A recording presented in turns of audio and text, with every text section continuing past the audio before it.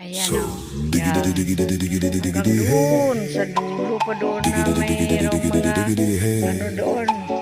Yun, yan. Ito yung ano na yan o. Yung mga dilaw-dilaw, kulay dilaw na yan. Palay yan. Ngayon maraming nag-ano doon. Harvest ng palay. Yung iba kong kuya doon. Harvest sila ng palay ngayon. Pakita ko sa inyo ito. Yung kalabasa. May mga bunga ito.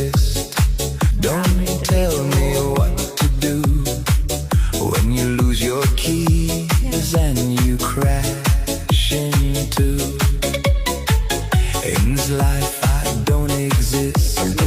Don't tell me what Kita nyo yan. you look Ano pa yan? Hindi young pa for masyado yan someone with magulang. a PhD. Bata pa. Kailangan.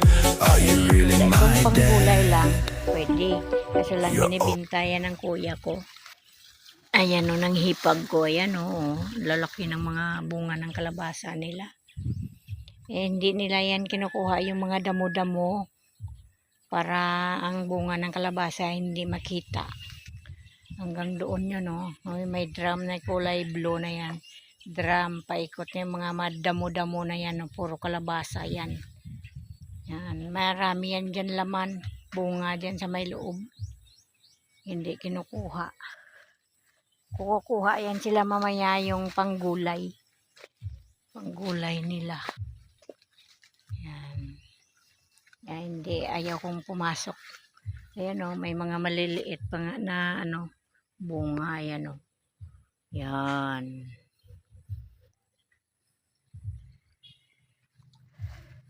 Dami yan dito, bulaklak. Ayan o, may mga maliliit na bunga. Meron dito. Ayan o. Yan. Lalaki ng bunga ng kalabasa nila. Dami yan ito. Malawak tong ano. Isang ano ng palayan yung taniman pero malawak. Ayan o. Nangunguha ako ng tuyo ng ano, okra kasi dalhin ko sa Maynila. Pang tanim ko rin doon. Tanim ko rin ito doon sa Maynila. Yan.